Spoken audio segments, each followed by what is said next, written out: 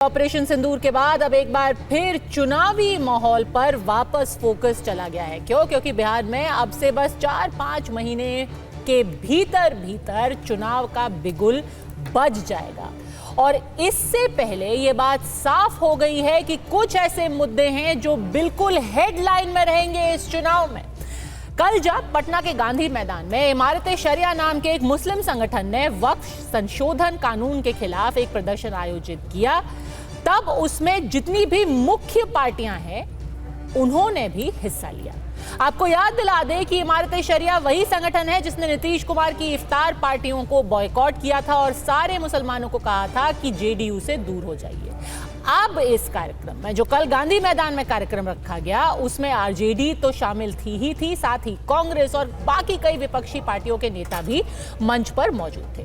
तेजस्वी यादव, दीपांकर भट्टाचार्य, इमरान प्रतापगढ़ी, पप्पू यादव जैसे India block के नेताओं ने एक सुर में वक्फ कानून के खिलाफ आवाज उठाई। जाहिर सी बात है कि मकसद उनका साफ था, बिहार में चुनाव होने वाले हैं और मुस्लिम वोट का दाव चलने की कोशिश की गई। लेकिन इस पर राजनीति तब और भी गर्म हो गई जब तेजस्वी यादव ने वक्फ संशोधन कानून को कचरे के डब्बे में डालने की बात की, जिसे संसद ने पारित किया है। ये एनडीए भाजपा की सरकार जाने वाली है। गरीब आवाम की सरकार बनेगी तो इस बिल को, इस कानून को बिहार राज्य जो है कूड़े के दाग में फेंकने का काम करेगा। बिहार में किसी भी कीमत पे इस कानून को हम लोग लागू नहीं होने देंगे। यादव वक्फ कानून के खिलाफ प्रदर्शन में शामिल हुए तो मुस्लिम वोट के चक्कर में, लेकिन इस पर सियासत और भी तेज हुई। तेजस्वी यादव के बयान को लेकर बीजेपी और जेडीयू दोनों ने ही हमला किया। उन्होंने कहा कि ये समाजवादी कम नमाजवादी ज्यादा लगते हैं। जेडीयू ने ये फिर से याद दिलाया कि ये एमवाई यानी कि मुस्लिम यादव की राजनीति करने वाली पार्टी है, यही समीकरण उनको सूट करता है और उसी वोट को बार बार लुभाने की वो कोशिश कर रहे हैं। बस वक्फ इस बार बहाना है। वक्फ बोर्ड के जिन प्रावधानों के विरुद्ध इंडी गठबंधन के नेता बार बार बोल रहे हैं, पूछना चाहता हूं इंडी गठबंधन से कि आप बिहार में क्या सऊदी अरब, इंडोनेशिया, टर्की और आईएसआईएस से ज्यादा बड़ा शरिया का कानून लागू करने की सोच रहे हैं? ये जो राजद, समाजवादी पार्टी यानी सपा जैसे दल हैं, गरीब और मजलूम मुस्लिम के हक के साथ नहीं खड़े हैं जिसके साथ समाजवाद को खड़ा होना चाहिए। ये चंद मुट्ठी भर सरमाएदारों के हक के साथ खड़े हैं जो कि मजहब का नाम लेकर उनका शोषण करना चाहते हैं। इसलिए राजद और सपा का समाजवाद कतई समाजवाद नहीं कहा जा सकता। आज के ये राजद और समाजवादी पार्टी जैसे दल नमाजवाद के पक्ष में जाकर खड़े हो गए। पार्लियामेंट में पास किए गए कानून पार्लियामेंट के जरिए रद्द भी किए जाते हैं। अगर सुधांशु जी को ये नहीं पता है तो पार्लियामेंट में पिछले 2-3 साल से कर क्या रहे हैं हमें नहीं मालूम। उन्हें पता ही नहीं है कि लोकतंत्र की फंक्शनिंग क्या होती है। अरे जो पार्टी सत्ता में आते ही पहला नारा देती है कांग्रेस मुक्त भारत, अब सोचिए ना पिछले 11 साल में क्या क्या कर दिया उन्होंने। विपक्ष मुक्त भारत, मीडिया मुक्त भारत, जुडिशरी मुक्त भारत, तो ये इस तरह से थोड़ा ही भारत चलेगा। माइनॉरिटी मुक्त भारत। इन लोगों को तो सूट करता है ना, क्योंकि ये क्लेम करते हैं कि हम एमवाई वाले लोग हैं। तो जो एम वाले लोग हैं इनको ये देखना है कौन व्यक्ति है जो आने वाले उनके नस्ल को सुधारने का प्रयास कर रहा है और कौन व्यक्ति है जो सिर्फ हिंदू मुस्लिम करा करके वोट लेना चाहता है। तो जो जात की राजनीति करते हैं, धर्म की राजनीति करते हैं, उनको ऐसी राजनीति मुबारक हो। हम तो विकास की राजनीति करते हैं। जो बातें कल कही गई वह सीधा सीधी इस देश के संसद को चुनौती है, वह सीधा सीधा इस देश के संविधान को चुनौती है, संवैधानिक व्यवस्थाओं को चुनौती है। कल क्या कहा लोगों ने गांधी मैदान से कि जो प्रस्ताव संसद में पास हुआ है उसको हम कूड़ेदान में फेंक देंगे। किसकी इतनी हिम्मत हो गई इस लोकतंत्र में कि लोकसभा और राज्यसभा से पास हुए प्रस्ताव को कूड़ेदान में फेंक देगा? जिन लोगों ने इस देश में संविधान को कुचल के आपातकाल लाया, ऐसे सोच वाले लोग ही इस प्रकार की भाषा बोल सकते हैं। फार्म लॉ कहां से पास हुआ था जी? किसान कानून कहां से पास हुआ था? पार्लियामेंट से ना क्यों वापस लेना पड़ा? प्रधानमंत्री जी को गुरु नानक जयंती के दिन ऑलमोस्ट माफी मांगते हुए, तो चीजें तो ऐसे भी डस्टबिन में जाती हैं। खुद प्रधानमंत्री जी डस्टबिन में डाल दें तो कोई अपमान नहीं हुआ भाई, वो तब भी तो पास था। तो अड़ी में ऐसे आज के सवाल है बिल्कुल सीधे, नमाजवाद पर क्यों है बवाल, क्या ये है मुस्लिम वोटों का सवाल, और इस बार बिहार चुनाव में क्या वक्फ वाला दाव खेला जाएगा। अजय आलोक प्रवक्ता भारतीय जनता पार्टी के हमारे साथ जुड़ गए हैं, कांग्रेस से चरण सिंह सापरा हमारे साथ है, प्रियंका भारती प्रवक्ता आरजेडी, अवधेश कुमार जी वरिष्ठ पत्रकार, विजय त्रिवेदी जी वरिष्ठ पत्रकार, दोनों मेरे साथ स्टूडियो में मौजूद है। लेकिन अजय आलोक, सबसे पहले आप से पूछूंगी, अगर चुनावी मौसम है और कोई भी मुद्दा प्रासंगिक होता है, मुसलमानों के लिए वक्फ कानून बहुत बड़ा मुद्दा है, अगर कांग्रेस, पप्पू यादव, आरजेडी ये मुद्दा उठा रहे हैं तो आप उसको नमाजवाद क्यों दे रहे हैं? उसको नमाजवाद कैसे आपने बोल दिया? देखिए, नमाजवाद से भी एक कदम आगे इसको शरियावाद कहना चाहिए। नमाजवाद तो सब कोई जो नमाज पढ़ता है वो नमाजवाद करेंगे, इसमें कोई हर्ज नहीं, लेकिन इसको शरियावाद, एग्जैक्ट शब्द इसके शरियावाद।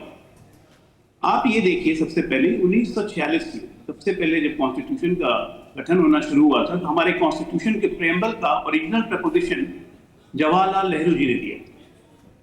क्या किया उस प्रपोजिशन का? बेटी ने प्रेम्बल बदल दिया 1976 में, इमरजेंसी का संशोधन 42nd अमेंडमेंट, अपने ही पिताजी का दिया हुआ प्रपोजिशन बदल दिया बेटी ने। उसी 75 में इमरजेंसी के विरोध में लालू जी गए जेल, बेटी का नाम रखा मीसा भारती, कहा संविधान की हत्या हुई, संविधान की हत्या हुई। और आज बेटा क्या कर रहा है गांधी मैदान से? मेरे हाथ में ये संविधान की किताब है जिसको ये लोग बार बार दिखाते रहते हैं, इसको क्या याद भूल गए थे गांधी मैदान में, जो सीधे संसद के बनाए हुए कानून को कहा कि कूड़े के डब्बे में फेंक देंगे? कहां गया था ये संविधान? मर गया था क्या संविधान? ही है अपने कन्वीनियंस के हिसाब से संविधान खटाखट खटाखट, और कन्वीनियंस नहीं हो तो संविधान जाए कूड़े के डान में। ये डिसग्रेस है डेमोक्रेसी के लिए, लोकतंत्र के लिए कलंकित करने वाला बयान था ये, जिसकी अभी तक माफी नहीं मांगी गई है। खासकर उस पिता के पुत्र के द्वारा जो इमरजेंसी में तमाम यातनाओं सह के जेल गया, मार खाई, हीरो बने जयप्रकाश नारायण के साथ, उनका बेटा संविधान को कूड़े के कचरे के डब्बे में फेंक रहा है। आज से 10 दिन पहले बाबा साहब अंबेडकर को अपने पैरों पे रखते हैं ये लोग, और उसके बाद में बाबा साहब अंबेडकर की पूरी की पूरी फोटो कूड़े के डब्बे में फेंक दी जाती है। झारखंड मुक्ति मोर्चा अभी दिखा, बाबा साहब तो बहुत दूर की बात है, भगवान बिरसा मुंडा, सिद्धो कान्हू को भी बाबा साहब के हर पैर में रखे हुए हैं। ये क्या मजाक चल रहा है क्या? नहीं तो शरियावाद कैसे कह रहे हैं आप? शरियावाद किस बिना? मैं बताता हूं कैसे शरियावाद में कह रहा हूं। इस इमारत शरिया क्या है? आपने कभी इसका इतिहास देखा है? 1924 में फॉर्म किया गया था। इसका मेन मकसद था कि इस्लाम को फैलाना, शरिया के बारे में जागृत करना, ज्यादा से ज्यादा लोगों को इस्लाम में की तरफ मोड़ना। ये 1924 में फैलाया गया था। बिहार, उस वक्त बिहार विभाजित नहीं हुआ था, अविभाजित बंगाल, उड़ीसा, बिहार, झारखंड, हर जगह इसकी उपस्थिति थी। आज की तारीख में जब खुलेआम मंच से कहा जा रहा है असदुद्दीन ओवैसी या बाकी तमाम लोगों से, हम संविधान तो मानते हैं लेकिन शरिया भी हम मानेंगे, तो भैया जब शरिया मानते हो तो कुरान में तो कभी भी वक्फ का जिक्र ही नहीं है। कुरान में ये सुधांशु त्रिवेदी ने भी कहा, ये तमाम इस्लामिक स्कॉलर भी जानते हैं, कुरान में जब वक्फ का जिक्र ही नहीं है तो आप वक्फ क्यों मानेंगे भाई? और वक्फ को तो ऑलरेडी कूड़ेदान में सरकार फेंक चुकी है, ठीक है, लॉ बन चुका है उसके पीछे, फिर किसको पटाने के लिए काम आप कर रहे हैं? और दूसरी बात आपने कहा कि आम मुसलमान के लिए वक्फ नहीं है। ये वक्फ गिन चुन के उन 300 देश के जो सो कॉल्ड मौलवी मौलाना है जिन्होंने वक्फ की जमीनों पर नाजायज कब्जा किया हुआ आम मुसलमानों का हक मारा है। ठीक है, आपने ओपनिंग में जितनी केसेस पेंडिंग है, मैं बता दूं जी 10 सेकेंड और, इस वक्त में जितनी केसेस पेंडिंग है उसमें 50% से ज्यादा जमीनें आम मुसलमानों की है जिनका हक मारा जा रहा है। तो ये तो नहीं चाहते हैं कि आम मुसलमानों को भला। 300 नेताओं की शय पे ये रैली की गई। ठीक है। ओपनिंग कमेंट प्रियंका भारती आपका, मुंह में संविधान बगल में शरिया। पद्मजा जी, आप नमाजवाद है तो मुझे लगता है कि इनको अपनी पार्टी की तरफ पीछे पलट के देखना चाहिए। इनकी पार्टी कहाँ से जन्मी है? ब्राह्मणवाद, जातिवाद, सामंतवाद, गोडसेवाद, मसोलिनीवाद, हिटलरवाद, और जन्म होने के बाद इन लोगों ने फैलाया क्या? बलात्कारवाद, कुकर्मवाद। अब जिस प्रेस कॉन्फ्रेंस के ऊपर आपने पूरी डिबेट ऑर्गेनाइज की है, इसको पॉइंट टू पॉइंट देखते हैं। सबसे पहला लाइन कहा सुधांशु त्रिवेदी जी ने, संविधान को कूड़ेदान में फेंकना चाहती है राजद। तो जिस संगठन से खुद भाजपा जन्मी आरएसएस का तो एजेंडा ही हमेशा से रहा संविधान विरोध का। वहां से निकले प्रधानमंत्री अटल बिहारी वाजपेयी ने तो संविधान समीक्षा आयोग का गठन ही कर दिया था। दूसरी बात उन्होंने कही थी, चंद मुट्ठी भर जमातों के हाथ में है जमीनें। बिल्कुल अग्री करती हूँ सुधांशु जी से, क्योंकि उन्हीं के स्वजाति लोगों के पास, बिहार का आंकड़ा दे रही हूँ, 3.6% लोगों के पास में टोटल 16% जमीनें हैं। उसके अलावा 7% अगड़ी जातियों के पास में 68% जमीनें हैं। तो सवाल ये है, और सुधांशु जी के पास खुद अलग अलग राज्यों में उनके 3 घर हैं, 26 करोड़ की प्रॉपर्टी, 26 करोड़ का जी मुद्दे पे आइए ना, इस रैली की जो हम बात कर रहे हैं, जो इमारत शरिया की रैली है, बात करते हैं तो उनको ये बताना होगा ना, समाजवाद का मतलब होता है धन धरती और राजपाट का बराबर बंटवारा। तो सुधांशु जी कब अपने घर से ही धन धरती और राजपाट का बंटवारा? तो इमारत शरिया का मंच क्यों इस्तेमाल किया आपने? आप समाजवाद बिल्कुल कीजिए, आप धरती की बात कीजिए, धन की बात कीजिए, इमारत शरिया का मंच क्यों इस्तेमाल किया? इमारत शरिया का मंच, तेजस्वी जी, कौन सा ऐसा, जो भी शोषित वंचित लोग हैं, सताए हुए लोग हैं, भाजपा ने जिनका नुकसान किया है और हमेशा से जिनको खत्म करना चाहते हैं, हम सभी के पास गए। बीपीएससी का पेपर लीक हुआ, हम छात्रों के पास गए। आंगनबाड़ी महिलाओं के साथ का शोषण इन लोगों ने किया, उनके सैलरी नहीं बढ़ा रही थी, वहां उन महिलाओं के साथ हम खड़े नजर आए। जहां जहां पेपर लीक हुआ वहां हम छात्रों के साथ खड़े नजर आए हैं। तो तेजस्वी जी तो हर जगह जिनको इन्होंने सताया है उनके साथ खड़े हैं। पर प्रियंका जी, ये गरीब शोषित वंचित नहीं है ना, इनका एम्स एंड ऑब्जेक्टिव्स इन्हीं की वेबसाइट पे मैं पढ़ रही हूं, to establish Islamic system of life on the lines as laid down and practice by the prophet. इनका तो ओपनली एम एंड ऑब्जेक्टिव ही है कि इस्लामिक वे ऑफ लाइफ लोग फॉलो करें। अगर आप संविधान की बात करें तो संविधान और शरिया साथ में कोएग्जिस्ट कर सकते हैं क्या? पद्मजा जी, जब आप उसकी बात करें तो फिर हिंदू धार्मिक ग्रंथों की बात होनी चाहिए। उनमें भी तो यही लिखा गया है कि जितने शूद्र हैं वो जानवर हैं, उनके जानवर से तुलना। अरे ये तो हम बात ही नहीं कर रहे, मैं कह रही हूँ इमारत शरिया जो संगठन है उसका मंच इस्तेमाल करना क्या सांप्रदायिक राजनीति है? मेरा बस इतना है। आप मुद्दा बिल्कुल, आप वक्फ का आपने पार्लियामेंट में भी उठाया है, वहां पर पूरी बहस भी हुई है, आपने वोटिंग भी की है, वो तो आपके लिए एक राजनीतिक मुद्दा है, लेकिन इस पर सांप्रदायिक राजनीति करने की कोशिश क्या हो रही है उसको लेकर के डिबेट है, तभी यहां पर नमाजवादी का नाम दिया गया है। देखिए, सांप्रदायिकता का जब आप सवाल उठाते हैं तो देश में सबसे बड़े 2 सांप्रदायिक चेहरे जो भाजपा में हैं वो खुद नरेंद्र मोदी और अमित शाह हैं, जिनकी सीवी में ही सबसे टॉप इन्होंने जो अर्न किया है वो है गुजरात दंगा। तो जिनके पार्टी में एक भी मुस्लिम सांसद तक नहीं है, जो हमेशा से आज इनके प्रेस कॉन्फ्रेंस में भी कठमुल्ला मुल्ला न जाने किन शब्दों का इस्तेमाल कर रहे थे, इनके सांसद भी धूड़ी 1 मिनट के भीतर 11 गालियां दिए मुस्लिम समुदाय से आने वाले सांसद को। तो आप इनको सांप्रदायिक नहीं मानती है क्या? वैसे मुस्लिम सांसद तो अभी लोकसभा में आपका भी नहीं है, पर सांप्रदायिक मानता है। ठीक है, ये पूरी डिबेट हो क्यों रही है, आप इसका जवाब दे दीजिए एक बार अजय आलोक। इससे पहले मैं बता दूं कि चुनाव में ये डिबेट अब क्यों छिड़ गई है, और ये आप बहुत सुनेंगे अगले 5-6 महीनों तक, क्योंकि ये जो वोट साधने की बात की जा रही है ये बिहार में बहुत ही जरूरी है। अभी जो कास्ट सर्वे कराया गया था बिहार सरकार के द्वारा, उसके जो नतीजे निकले थे, कुल 243 सीटें बिहार में है, मुस्लिम आबादी करीब 18% है वहां पर, लेकिन सीमांचल की 24 सीटें बहुत जरूरी है यहां पर। यहां 50% से ज्यादा मुस्लिम आबादी है। कुल 4 जिले हैं यहां पे, किशनगंज, अररिया, कटिहार और पूर्णिया। किशनगंज में 60% मुस्लिम आबादी है, अररिया में 45%, कटिहार में 40% और पूर्णिया में 30% से ज्यादा मुस्लिम आबादी है। किशनगंज से सांसद कांग्रेस पार्टी के, पूर्णिया से पप्पू यादव चुन करके आए हैं। तो आप सोच सकते हैं कल जो मंच पर लोग मौजूद थे उनके लिए इस वोट को एक मैसेज देना वक्फ के मुद्दे पर कितना जरूरी है। पर यह तो हमारी राजनीति हमेशा से रही है, प्रियंका भारती कह रही है, अजय आलोक, इसमें नया क्या है? देखिए, सबसे पहली बात मैं 2-3 बात तो बताना चाहूंगा। अभी सुधांशु जी की संपत्ति का विवरण हो रहा था, 26 करोड़ 25 करोड़ 3 राज्यों में। तो बिहार के सबसे बड़े सामंत हैं लालू यादव, जिनकी एस्टिमेटेड प्रॉपर्टी 1200 करोड़ है, 350 करोड़ की प्रॉपर्टी ईडी ने जब्त कर ली है। तो समाजवाद का किस्सा घर से ही शुरू करते हैं, let the charity begin from home.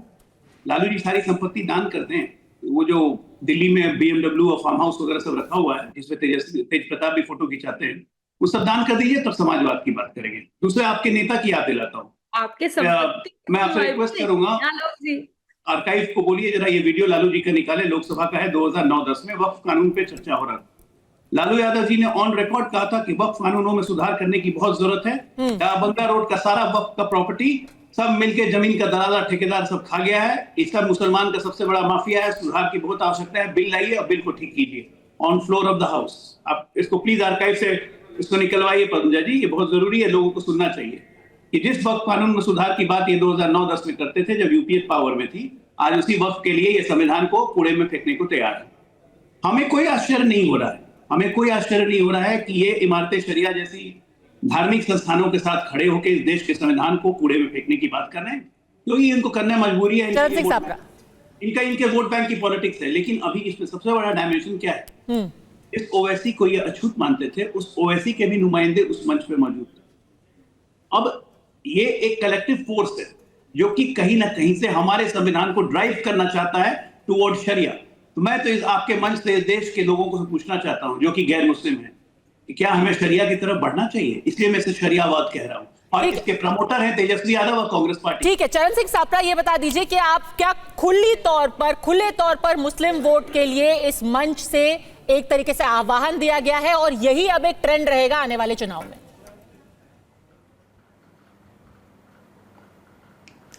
देखिए पद्मजा जी, जब किसी समाज के पास जाते हैं तो निश्चित रूप से उस समाज की जो तकलीफ है उसी पर चर्चा होगी ना। अब वहां पर खड़े होकर के हम कोई और तीसरी चर्चा, कोई आर्थिक व्यवस्था की चर्चा तो करेंगे नहीं। उस समाज की जो प्राथमिकता है उसके ऊपर चर्चा होगी जो समाज सुनना चाहता है, और वही आदरणीय तेजस्वी जी ने और बाकी के सभी नेताओं ने वहां पर किया। लेकिन जो भारतीय जनता पार्टी की आज जो प्रेस वार्ता हुई है, सापरा जी आपको मैं पूरा 2 मिनट दूंगी, लेकिन एक छोटी सी बात मैं इंटरजेक्शन करना चाहती हूँ। आपको ये लगता नहीं कि गलत है कहना कि वहां मुस्लिम जो जनता जमा हुई थी वो सिर्फ शरिया के बारे में सुनना चाहती है, वक्त के बारे में? आप उनको बोलिए हम आपका स्टैंडर्ड ऑफ लिविंग बढ़ाएंगे, यहाँ पर जो गरीबी है, गुर्बत है, उससे हम आपको निजात दिलाएंगे, क्योंकि वो वहां पर है। इसका मतलब ये वो शरिया के बारे में सुनना चाहते हैं क्यों, या वक्फ के बारे में सुनना चाहते हैं? नहीं, ये बात नहीं। देखिए मैं इसको इससे रिलेट करता हूं कि अगर आप सिख समाज के पास गुरुद्वारे में जाएंगे या कोई उसके सम्मेलन में जाएंगे तो सिख समाज की बात करेंगे ना, तो समाज की बात हुई है। अगर वक्फ बोर्ड के अंदर कोई समस्या है जिसको सुप्रीम कोर्ट ने भी जिसका कॉग्निसेंस लिया है, तो निश्चित रूप से जनता वो सुनना चाहती है, उस पर चर्चा हुई है। पर ये मामला तो कोर्ट में है, आपके खुद के सांसद, आपके नेता कोर्ट गए हुए हैं, कोर्ट ने मामला सुरक्षित रखा है। आप हर 10 सेकेंड नहीं, देखिए आपने बीजेपी के प्रवक्ता को ना टोका नहीं 4 मिनट तक। अब आप मुझे हर 10 सेकंड टोक रही हैं। मेरी बात सुन लीजिए, मैं आपके सप्लीमेंट्री क्वेश्चन का भी उत्तर दे दूंगा। हाँ, ठीक। देखिए ये निश्चित रूप से जिस तरह से प्रेस वार्ता हुई है वो दुर्भावनापूर्ण थी, और जिस तरह से ध्रुवीकरण उसमें झलक रहा था, इसका हम विरोध करते हैं। भारतीय जनता पार्टी हमेशा ये करती आई है, नमाजवाद की बात करना यानी कहीं ना कहीं आप उसको ध्रुवीकरण का टच दे रहे हैं। आप जानते हैं कि ध्रुवीकरण की चिंगारी लगाएंगे यानी ध्रुवीकरण की दुकान चलती रहे तो भारतीय जनता पार्टी की राजनीतिक दुकान चलती रहेगी। यही है मुद्दा ना।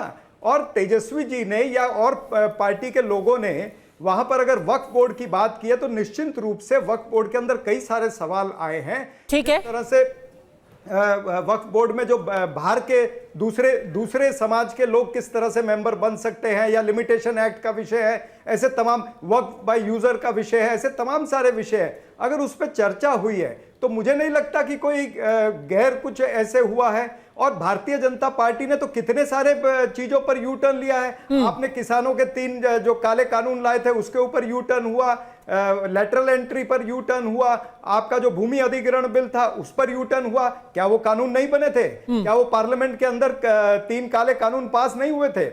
यानी आप करें तो चमत्कार, दूसरा कोई करे तो वो गुनहगार। और तीसरी बात यह है कि भारतीय जनता पार्टी का इसके पीछे हिडन एजेंडा है कि ये वक्फ बोर्ड के जरिए से ये पूरे समाज को इस तरह से दिखाना चाहते कि ये वक्फ बोर्ड विवादित है, इसमें बहुत सारी प्रॉब्लम है, और उसको ये डायरेक्ट कंट्रोल करना चाहते हैं। यानी ट्रांसपेरेंसी मुद्दा नहीं है जी, कंट्रोल मुद्दा है। ठीक है, अभी वक्त पे डिबेट नहीं है। विजय त्रिवेदी जी कौन ध्रुवीकरण कर रहा है? बीजेपी कह रही है कि वो नमाजवाद कर रहे हैं, कांग्रेस और आरजेडी उल्टा कह रहे हैं कि आप ध्रुवीकरण करने की कोशिश कर रहे हैं। हम तो हक की बात कर रहे हैं, आपने इसको नमाजवाद बता दिया। पद्मजा जी, हक की बात तो सब लोग कर रहे हैं अपने अपने तरीके से।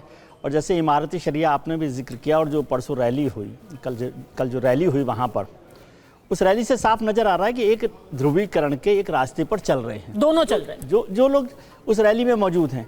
और उसको रिवर्स पोलराइजेशन करने के लिए भारतीय जनता पार्टी ने अभी नमाजवाद का नाम ले लिया। तो दोनों लोग उस इलेक्शन को ध्यान में रखते हुए ध्रुवीकरण कर रहे हैं। अब आप सोचिए कि वक्फ बोर्ड पर तो जो सारी बहस चल रही है उसको तो चलना ही है, अभी कोर्ट में भी मामला चल रहा है, वो बात नहीं। एक तो ये समझना चाहिए कि किसी ने, तेजस्वी यादव ने कह दिया कि कूड़ेदान में डाल दिया, इसका मतलब कूड़ेदान में डालना नहीं होता, वो एक पॉलिटिकल स्टेटमेंट है कि we are not agree with this thing. और जैसे कि कांग्रेस ने बोला है 370 के बारे में कि हम 370 वापस ले आएंगे, उसको पॉलिटिकल स्टेटमेंट के तौर पर देखना चाहिए। लेकिन नमाजवाद की बात करेंगे, ध्रुवीकरण की बात करेंगे, वहां तो ध्रुवीकरण हो ही रहा है कि भाई सारे के सारे वोट बैंक पर चिंता कर रही है आरजेडी, कांग्रेस, और सब लोग आ गए वहां पर। जो MIM उनके साथ नहीं थी वो भी उनके साथ वहां पर दिखाई दे रही है। लेकिन जब अभी तो 2 दिन हुए हैं सर आपको, कि जब आपने कहा कि संविधान में समाजवाद और धर्मनिरपेक्ष शब्द नहीं रखना चाहिए, आज समाजवाद के साथ खड़े दिखाई दे रहे हैं। समाजवाद वर्सेस नमाजवाद क्या है?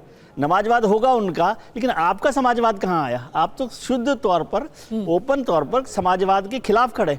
अभी आपने 4 दिन डिबेट ही ये किया कि संविधान से समाजवाद और धर्मनिरपेक्षता को हटा दें, सोशलिज्म और सेक्युलरिज्म को। तो कुल मिलाकर मसला है कि पोलराइजेशन करें और उस पोलराइजेशन का फायदा रिवर्स पोलराइजेशन करके कर लें। कितना फायदा होगा? जितना फायदा आरजेडी पोलराइज करके करना चाहती है उतना फायदा भारतीय जनता पार्टी को हो जाएगा रिवर्स पोलराइजेशन। तो सिक्के के 2 पहलू हैं अवधेश जी, पोलराइजेशन, रिवर्स पोलराइजेशन, वक्फ बस एक मुद्दा नहीं। अब 2 पहलू तो हम आप बना देते हैं। और हमारे विजय जी इतने बुद्धिमान और चतुर हैं कि किसी भी मामले को बाएं दाएं मोड़ने में, और हम लोग साथ में रहते हैं तो मैं ऐसा ही सुनता हूँ। भाई शुरुआत अगर इमारतें शरिया ने की है तो उसको ध्रुवीकरण कहेंगे या ध्रुवी विघटन कहेंगे?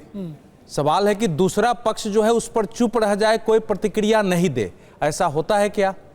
दूसरा, अगर संविधान में आपातकाल के दौरान जब एक प्रधानमंत्री की प्रधानमंत्री रहने का संवैधानिक कानूनी अधिकार तक समाप्त करने का आदेश आ चुका हो और उसके बाद अपने संपूर्ण सत्ता रखने के लिए आपातकाल लागू हुआ हो, उसमें प्रस्तावना जो कि विश्व के, मुझे नहीं याद है कि विश्व के किसी प्रमुख संविधान में प्रस्तावना में कोई संशोधन हुआ हो, इतने फूहड़ और नृशंस तरीके से 2 ऐसे शब्द डाल दिए गए जिसको संविधान सभा ने रिजेक्ट कर दिया था, तो उस पर बहस करना कोई गुनाह है?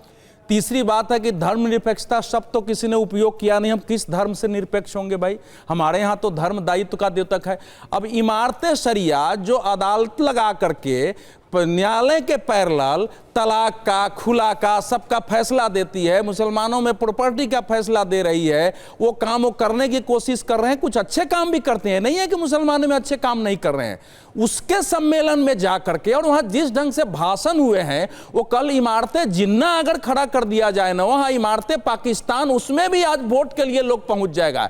ये अत्यंत ही खतरनाक स्थिति है कि एक कानून जिस पर की बहस हो चुकी है, जिस पर संसद पारित कर चुका है, राष्ट्रपति जी का 6 अप्रैल को हस्ताक्षर हो चुका है, 8 को लागू हो चुका है, और विजय जी कह रहे हैं कि वो तो बस पॉलिटिकल स्टेटमेंट है, दूसरे को भी पॉलिटिकल स्टेटमेंट मान लेना चाहिए। तो पॉलिटिकल स्टेटमेंट भी क्या ऐसा दिया जाएगा जो देश में एक पक्ष को आग लगाने के लिए, सरकार को एक समुदाय के विरोधी होने के लिए और एक को समर्थन होने के लिए प्रेरित करे और देश में इस ढंग से सांप्रदायिकता फैले? क्या यह अधिकार किसी को मिलना कैसे? चाहिए? वो तो कह रहे हैं हम सिर्फ बहस कर रहे हैं, चर्चा तो हो सकती है ना। नहीं, उस जो कानून का फैसला आएगा, अदालत का फैसला आएगा, हम चर्चा कर रहे हैं क्योंकि चुनाव आने वाले हैं। नहीं, वो तो माना ही नहीं। उन्होंने कहा कि पूरे एक भाषण हमने टिका, अगर आप पूरा कार्यक्रम देखेंगे तेजस्वी जी का, वो एक पूरा एक से एक आक्रामक भाषण वहां हो रहे हैं, जिसमें यह है कि देश में आजादी के पहले मुसलमानों की ये खराब स्थिति है, मुसलमानों के ये है, मुसलमान, यही बात उसमें हो रही है पूरी सभा में। और किसी नेता ने नहीं कहा कि भाई इस राज्य में तो हमने भी शासन किया है, केंद्र में हमारा भी शासन था, हमने मुसलमानों के लिए कुछ अच्छे भी काम किए हैं। जो मैं जो कहना चाह रहा हूं कि इस देश में मुस्लिम वोटों के लिए, जो मुसलमानों के अंदर भी जो थोड़ा लिबरल लोग हैं, जो थोड़ी अच्छी सही बातें कर सकते हैं, उनकी जगह ये पार्टियां इस समय कांग्रेस से लेके बाकी INDIA के घटक, उन तत्वों को जो कि एक प्रकार से फंडामेंटलिस्ट फोर्सेस हो सकती है, जो कि कट्टरपंथी है, उनको बढ़ावा देना, क्योंकि उनके कहने से वोट मिलता है, तो उनकी भाषा को वो प्रेजेंट करने की कोशिश करते हैं। ठीक है, डिबेट अब ओपन है। प्रियंका भारती, क्या विघटनकारी ये राजनीति है और क्या देश में एक तरीके से जैसे अवधेश जी कह रहे हैं आग लगाने की कोशिश की जा रही है सिर्फ वोटों के लिए, चुनाव के लिए। एक लाइन विजय जी, बस एक लाइन। अवधेश जी की बात बिल्कुल ठीक है, वो पूरी वोटों की पूरी राजनीति हो रही है, लेकिन मैं कंट्राडिक्शंस देख रहा हूं कि जो संविधान से समाजवाद हटाना चाहते हो वो समाजवाद वर्सेस नमाजवाद करते हो, और जो जिन्ना की मजार पे चले गए हो वो इमारत जिन्ना की बात कर रहे हो। ठीक है, प्रियंका भारती, अजय आलोक। चलिए प्रियंका भारती, अजय आलोक, अब डिबेट ओपन है। विजय जी ने तो बढ़िया जवाब दे ही दिया है, लेकिन एक शब्द अभी इस्तेमाल किया था अजय आलोक जी ने, उन्होंने कहा कि ओवैसी तेजस्वी जी के लिए अछूत थे। अछूत बड़ा शब्द आपके दिमाग से निकलता नहीं है अजय जी। वापस मुद्दे पे आ जाइए, वापस मुद्दे पे। प्रियंका जी फिर से वही डिबेट शुरू हो जाएगी, वापस मुद्दे पे। कहां लेकर के आप जा रहे हैं? नहीं, आप आते हैं जमीनों पर। ये कह रहे थे कि इतना जमीन इन लोगों के पास है, ये तो अजय आलोक जी आंकड़ा नहीं दिए कि भाजपा का पिछले कुछ ही सालों में। प्रियंका जी मुद्दे पे तो बात कीजिए। 768 कार्यालय खुलने, कहां से जमीन आ रहा है, कहां से आ रहा है? और तेजस्वी पोलराइजेशन की राजनीति पर आपसे सवाल पूछा जा रहा है कि अब ओपनली खुले तौर पर मुस्लिम वोटों के लिए अब मंच का इस्तेमाल करके कॉल दी जा रही है। ये पोलराइजेशन, रिवर्स पोलराइजेशन आप और बीजेपी कर रहे हैं। पद्मजा जी, वहां पे तेजस्वी जी ने क्या कहा आपने सुना? उन्होंने कहा कि ये देश किसी के बाप का देश नहीं है, यहाँ इसके लिए भगत सिंह से लेकर के अशफाकुल्लाह खान ने कुर्बानी दी। ये पोलराइजेशन है क्या? या इतिहास इनको पता नहीं है, व्हाट्सएप से ज्ञान लेकर के आते हैं इसलिए पोलराइजेशन नजर में आता होगा? क्या लगता है इनको आरएसएस को छोड़ करके देश के सभी लोगों ने देश के लिए कुर्बानियां दी हैं? सिर्फ यही लोग छुपे हुए थे। बार बार मीसा जी का जिक्र करते हैं अजय आलोक जी। अरे भाई, आपको इतना बात समझ में नहीं आता है क्या? इमरजेंसी में लालू जी मार खा रहे थे तो अपनी बेटी का नाम वही रखेंगे ना? मोदी जी से मुंह छुपा के भाग रहे थे क्या कहीं पे टायर बदल करके? भड़काने की कोई बात नहीं हो रही थी। पप्पू यादव ने तो कहा एक हाथ में कुरान और गीता, दूसरे हाथ में संविधान। डॉक्टर अजय आलोक, देखिए, मैं आपको बस 2-3 बातें बताता हूं। अभी विजय जी ने बहुत अच्छी अच्छी बातें कही, कॉन्ट्राडिक्शंस की बातें, उस पर ही बोलना जरूरी है जरा। कॉन्ट्राडिक्शन कैसे है विजय जी? कॉन्ट्राडिक्शन कैसे है? इस देश में आप मुसलमानों की बात करें, मुसलमान के लिए बात करें तो आप बड़ा सेकुलर कहां हो जाते हैं। परसों तेजस्वी यादव वहां चले गए तो बहुत सेकुलर हो गए, और इस देश में बाकी देशवासियों की आप बात करें तो आप क्रिमिनल हो गए। जब संविधान सभा में बाबा साहब अंबेडकर बढ़े कि इंदिरा गांधी बढ़ी? कौन बढ़ा? तो बाबा साहब के संविधान में छेड़छाड़ करके समाजवाद और इसको घुसाया गया सेक्युलर।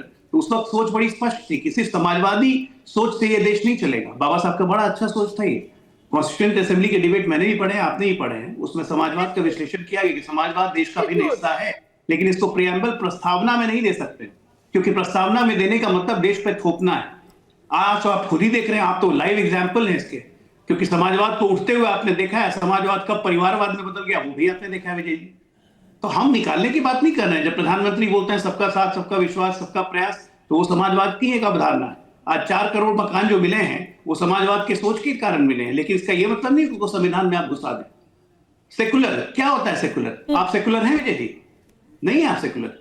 मैं सेकुलर नहीं हूं, हमें से यहाँ बैठा हुआ कोई व्यक्ति सेकुलर नहीं है। सब अपने अपने धर्म को मानते हैं, सेकुलर नहीं है। सेकुलर की परिभाषा हिंदुस्तान में है। प्लीज वापस मुद्दे पर आते हैं। इसको हम डिबेट कर चुके हैं। पंडित जी, मैं बीच में किसी का नहीं बोलता हूं, मैं सिंपली कह रहा हूं कि सबको अपने धर्म में मानते हैं। और भारत सेकुलर इसलिए है क्योंकि यहाँ हिंदू बहुलता है। हम दूसरे धर्मों को इज्जत देते हैं, दूसरे धर्मों के प्रति विकार नहीं रखते हैं, दूसरे धर्मों से अपने यहाँ फोर्सेबल कन्वर्शन नहीं करवाते हैं। हम कभी कोई हिंदू ये नहीं कहेगा कि हिंदुत्व का फैलाव करना है, सबको हिंदुइज्म ज्वाइन कर लो। ये किस किस धर्म की मानसिकता है ये आपको ही पता है, मुझे भी पता है। तो इसलिए ये 2 शब्दों को अगर इस पे बहस हो रही है तो मुझे नहीं लगता है कि बहस सार्थक बहस होनी चाहिए। और इसको निकालने का मतलब कॉन्ट्रडिक्शन नहीं है, वहीं से कॉन्ट्रडिक्शन नहीं है। भारत आज से नहीं 8000 वर्षों से ठीक है डॉक्टर अजय आलोक, पर आप हमारे में कभी भी हमारे चरित्र नहीं रहा सेकुलरिज्म। पर प्रियंका भारती कह रही है जब भी हम कोई मुसलमानों के मुद्दे की बात करते हैं आप फौरन हमें सांप्रदायिक कह देते हैं कि हम मुस्लिम पार्टी हैं। पहले आपने कांग्रेस के लिए किया, अब आप आरजेडी के लिए कर रहे हैं। हम तो कह रहे हैं कि एक हाथ में संविधान, दूसरी हाथ में गीता कुरान। भैया पहली बात की हमने कभी नहीं कहा कि मुस्लिम पार्टी है। राहुल गांधी ने खुद कहा था कांग्रेस मुसलमानों की पार्टी है। ये ऑन रिकॉर्ड कितनी बार पता नहीं टीवी पे चलाया जा चुका। हम क्यों कहेंगे मुस्लिम पार्टी है? पिछले चुनाव में 2020 के चुनाव में, मध्य प्रदेश के चुनाव में हमने खुद सुना है तेजस्वी यादव हो चाहे कमलनाथ हो, खुद कहते रहे मुसलमानों का वोट इधर से उधर कैसे हो गया। आज तक ये जिम्मेदार मानते हैं कि 2020 के चुनाव के हार की सबसे वजह ओवैसी थी। ओवैसी ने 5 सीटें आके जीत ली, बाकी 10 सीटों पर काम खराब कर दिया। मुसलमानों को वोट टूट कैसे गया? ये सारी क्या है वो तुसी की है। Practical political reality on the earth यही है कि मुस्लिम वोटों का डिवीजन नहीं, इसलिए ओवैसी को भी लाओ, सबको लाओ। लेकिन ये साथ चले बहुत अच्छा है, लेकिन इसका ये मतलब नहीं है कि आप पूरे देश को शरिया की तरफ आप ले जाने का प्रयास करेंगे। कांग्रेस ने अपने 2024 के मैनिफेस्टो में लिखा था we will respect personal law, हम पर्सनल लॉ को और स्ट्रेंथन करेंगे। क्यों करेंगे भाई आप स्ट्रेंथन? राजनीतिक दल का काम क्या किसी धर्म विशेष के पर्सनल लॉ को स्ट्रेंथन करना है?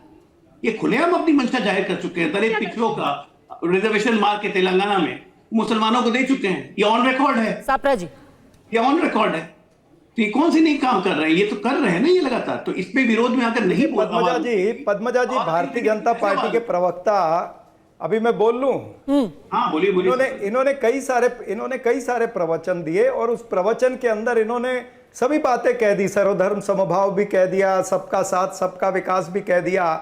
और इनका कहने का तात्पर्य यह है कि ये ध्रुवीकरण बिल्कुल नहीं करते हैं। लेकिन मैं इनको याद दिलाना चाहूंगा कि भारतीय जनता पार्टी के गली से लेकर के दिल्ली तक के नेता आज तक क्या करते आए पिछले 11 साल में? खुद प्रधानमंत्री किस तरह के वक्तव्य करते रहे हैं? आपके बीजेपी के नेता रामजादे हरामजादे से शुरू करें या फिर प्रधानमंत्री ने रमजान और दिवाली की बात की थी, शमशान कब्रिस्तान की बात की थी, 80-20 की बात योगी आदित्यनाथ ने की थी, सफेद टोपी, जाली वाली टोपी, कपड़ों से पहचाना जाता है, मंगलसूत्र की बात, खुलेआम आप लोग ध्रुवीकरण करते आए हो। आज तक ध्रुवीकरण करते करते ही चुनाव जीतने का प्रयास आपने हमेशा किया। कर्नाटक के अंदर तो आपने बजरंगबली जी को जगा दिया था, लेकिन बजरंगबली जी भी आपके मदद के लिए नहीं आए, वहां पर कांग्रेस को जीत मिली है। इसी तरह से हर चुनाव, वो चाहे विधानसभा के कोई चुनाव हो या फिर वो देश का कोई चुनाव हो, लोकसभा का चुनाव हो, ध्रुवीकरण ये आपका मेजर प्लैंक रहा है। और बीच में अनुराग ठाकुर क्या कहते रहे हैं? तो क्या आप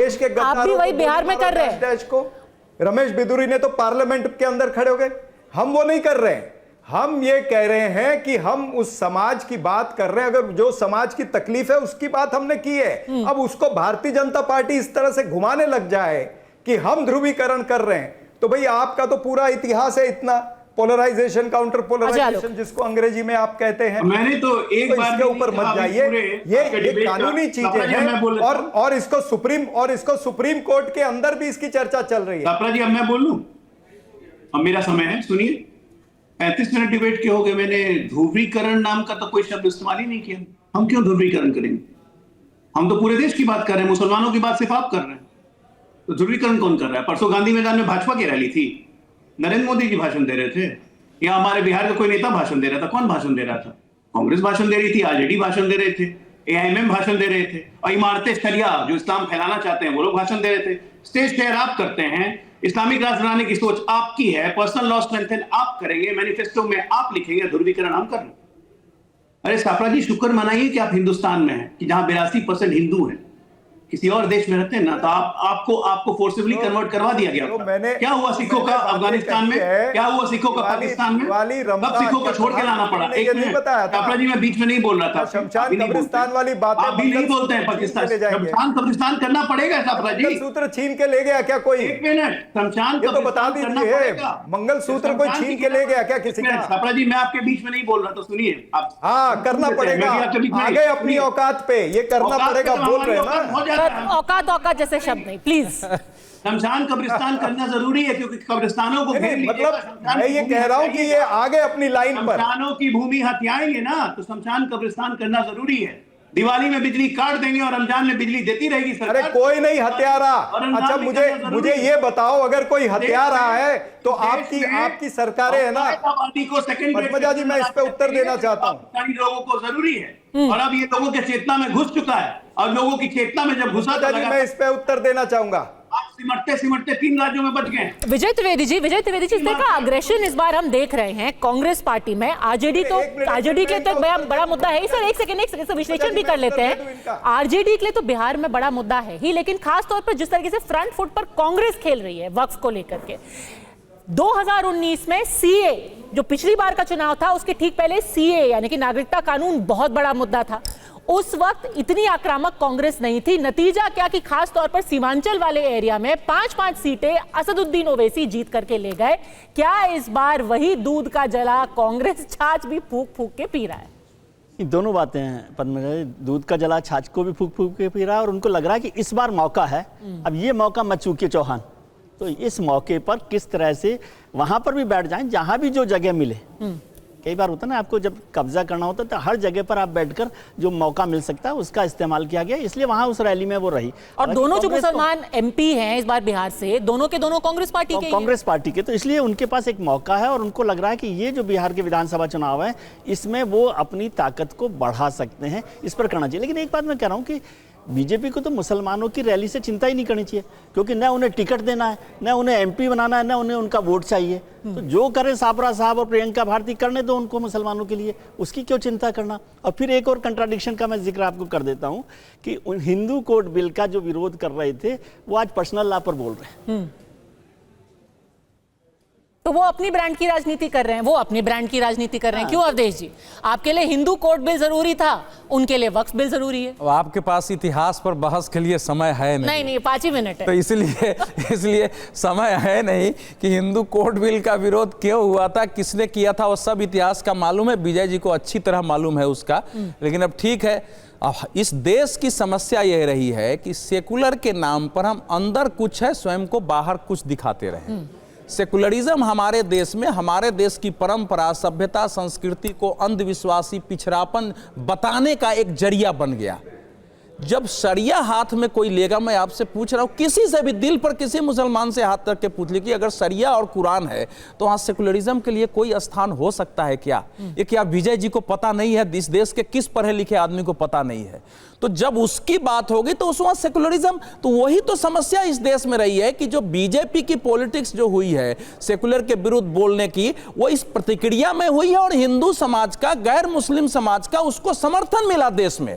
जब आडवाणी जी ने स्यूडो सेकुलर शब्द कहना शुरू किया तो धीरे धीरे बीजेपी का समर्थन मिला, चूंकि लोगों को लगा कि हमारी जो इच्छाएं हैं सब कुछ विपरीत हो रहा है, हम अंदर से दमित हो रहे हैं, उसके कारण बहुत सारी समस्या इस देश में पैदा हुई है। ये आप ये कह रहे हैं कि अभी जो बिहार की समस्या है, जो आप पूछ रहे कि कांग्रेस पार्टी, देखिए कांग्रेस पार्टी की एक राष्ट्रीय रणनीति है, राज्यों की है।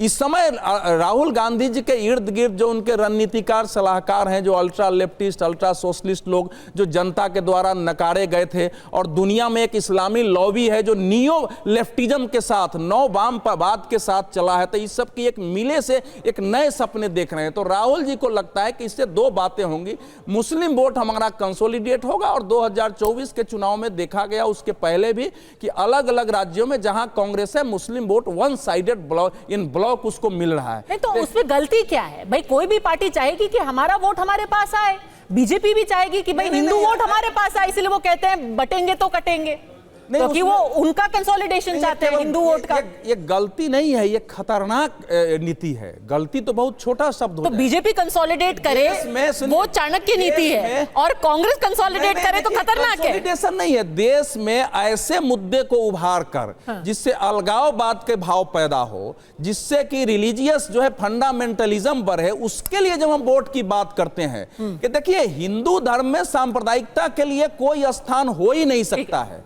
इसलिए ये इसको गलतफहमी किसी को रहनी ही नहीं चाहिए। इतिहास में कभी सांप्रदायिकता नहीं रही है। ठीक है, मैं दूसरी ओर से आ रहा है। क्योंकि आखिरी 30 सेकंड बचे, एक बहुत जरूरी सवाल डॉक्टर अजय आलोक से पूछना चाहती हूं। डॉक्टर अजय आलोक, लगातार जो मुसलमान विधायक थे आपके सहयोगी पार्टी जेडीयू के, घट के अब शून्य पर पहुंच चुके हैं।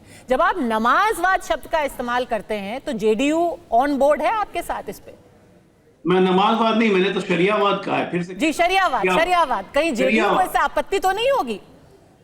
आप यकीन मानिएगा, इस देश की, मैं फिर कहता हूं, इस देश की 85% आबादी शरियावाद के खिलाफ है, और वो हमारे साथ ही रहेगी। और योगी जब कहते हैं सापड़ा साहब 80-20, तो ये 20 जो शरिया का लॉ लाना चाहते हैं उनके खिलाफ कहते हैं, और हम कहते ही रहेंगे इस देश में शरिया नहीं चलेगा, संविधान चलेगा, संविधान ही रहेगा, और संविधान ही सर्वोच्च है।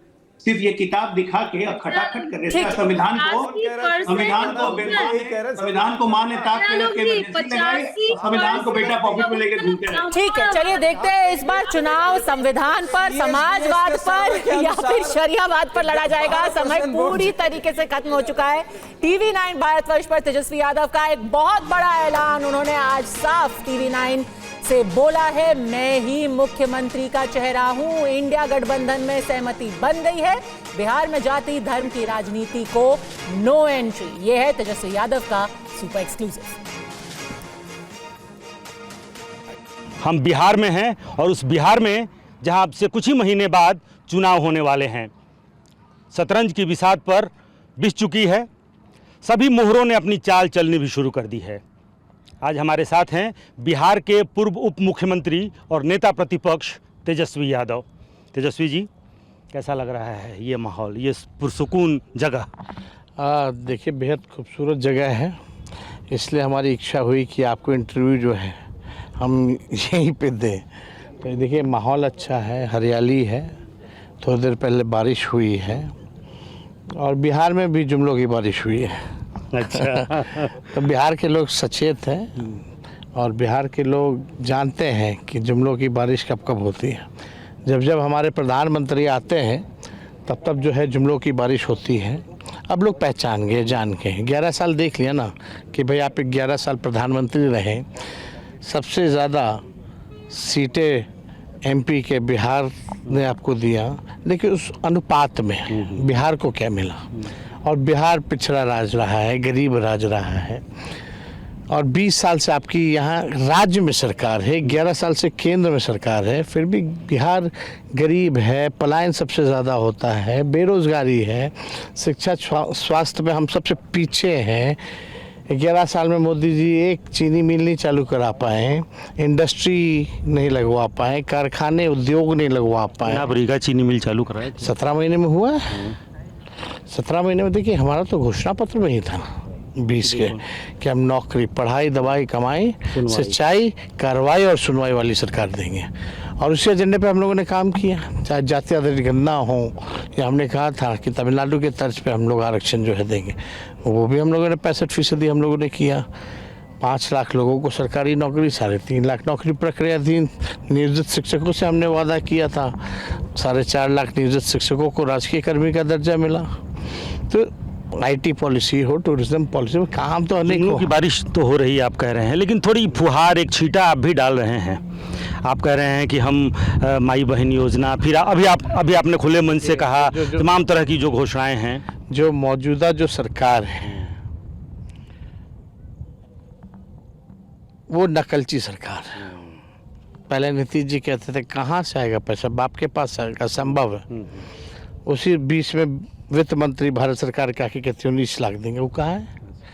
हम तो 17 महीने रहे तो मेरे एजेंडा में रहा। वही गांधी मैदान में कभी आपने देखा था आज तक अपने जीवन काल में कि नियुक्ति पत्र वितरण हो? कहाँ बटा? जहाँ चुनावी रैलियाँ होती थी वहाँ हम लोगों ने नौकरी का रैला निकाला। तो हम लोगों ने तो काम करके दिखाया, जो बोला है वो किया है। फिर हमने घोषणा की कि हमारी सरकार आएगी तो पेंशन 1500 रुपये बढ़ाई जाएगी। ये सरकार को हमने कहा था कि नाक रगड़वा के भी करवाना पड़े तो इनसे हम करवाएंगे, और हमने पहले भी कहा था ये नकल ज़रूर करेंगे, वही किया। मतलब आप ही के टेंशन में ये पेंशन बढ़ा? मेरा कहने का मतलब है कि ये जाने वाले हैं तो टेंशन में पेंशन बढ़ाया। अब आप लिख के रख लीजिए, आप याद कीजिएगा, ये चैनल, ये वाला इंटरव्यू ज़रूर आप चलाइएगा जिस दिन माई बहन मान योजना का भी कॉपी होगा। अच्छा, ये उस दिन चलाइए। सरकार वो भी करने वाली है, चुनाव के पहले एकदम करेगी। पहले 1-2 महीने के लिए करे, उसके बाद चुनाव के बाद ये लोग कुछ करने वाले हैं नहीं, जैसा हम लोगों ने 20 साल देखा। लेकिन आप तो कह रहे हैं कि मेरी सरकार आएगी। लालू प्रसाद यादव आपके पिताश्री ने कह दिया हर हाल में तेजस्वी मुख्यमंत्री बनेंगे। आपने अभी थोड़ी देर पहले कहा कि हमारी सरकार बनने वाली है। सिर्फ सरकार ही बनाना तेजस्वी की फर्ज नहीं है, बिहार की जनता परिवर्तन चाह रही है, क्रांति करेगी। क्रांति केवल नारों में नहीं होगा, नतीजों में भी होगा। और हमारी सरकार बनेगी तो केवल सरकार ही नहीं बनाएंगे, बिहार को बनाने का काम करेंगे। हमारी सरकार मतलब तेजस्वी सरकार, महागठबंधन की सरकार। हम तो मांग ही रहे ना, एक मौका दीजिए मुख्यमंत्री के तौर पे। हमको इसमें हिचक थोड़ी है भाई, हम चिराग पासवान थोड़ी कि हमको बिहार बुला रहा है। अब फिर बोलते कि हम नहीं लड़ेंगे, तो तुमसे कमज़ोर कोई मंत्री ही नहीं है फिर, यानी दब गए। कौन रोक रहा है तुमको? लेकिन इंडिया अलायंस ने अभी तक ये ऐलान नहीं किया। 4 बैठकें हो चुकी हैं, ये ऐलान नहीं हुआ कि तेजस्वी ही चेहरा होंगे। एक बात सुनिए, हम लोगों ने ये तो कहा कि तय हो गया है, आप लोग कहते हैं ऐलान कब करोगे? जब हम लोगों ने तय कर ही लिया, कोई किसी बात पे कन्फ्यूजन ही नहीं है, तो ऐलान हमारी भी तो स्ट्रैटेजी है ना। ये हम पे छुरी ना, हम कब ऐलान करना चाहते हैं। और भी चीज़ें हमको सिर्फ ये प्रायोरिटी नहीं है, इसके लिए बिहार का रोड मैप कैसे होगा, विजन कैसे होगा, तो जब ऐलान होगा तो सब साथ होगा ना। चिराग पासवान का आपने नाम लिया। चिराग पासवान कह रहे हैं कि आप जैसे कलम बांट रहे हैं, वो कह रहे हैं उसी कलम से लोगों को नौकरी अगर देंगे तो लोगों की ज़मीनें भी उसी कलम से लिखवाएंगे तेजस्वी। देखिए, ये बात तो हम पहले से ही बीच से कहते हैं कि हम कलम बांटने का काम करेंगे, और हमने 5 लाख लोगों को सरकारी नौकरी जो है वो बांटी है। आप इतने दिन तक केंद्र मंत्री रहे या जमुई के 10 साल तक सांसद रहे, क्या किया आपने? ये काम बताओ। कुछ है ही नहीं, बता ही नहीं पाएंगे ना कि चिराग पासवान ने 10 साल में ये किया, नहीं कह सकते ना। हम उनको चुनौती देते हैं कि 5 लाख नौकरी हम लोगों ने जो दिया है, पारदर्शिता रही है, टाइम बाउंडिंग रही है, पेपर लीक नहीं हुआ है। अगर आपको लगता है कि मैंने किसी का ज़मीन उन 5 लाख लोगों में से लिया हो तो ज़रा बता दें, उस ज़मीन कहाँ पे है। आप तो ऐसे दावा कर रहे हैं चिराग जी जैसे उस ज़मीन पे मज़े आप ही ले रहे हैं। जब बताना चाहिए ना वो किसका ज़मीन है, कौन सा ज़मीन है, कौन सा। हमने अगर नौकरी दी तो बताओ कौन सा लिखवाया है, नहीं तो अनाथ वही बीजेपी का रट्टा भाषा ना गुनगुनाए।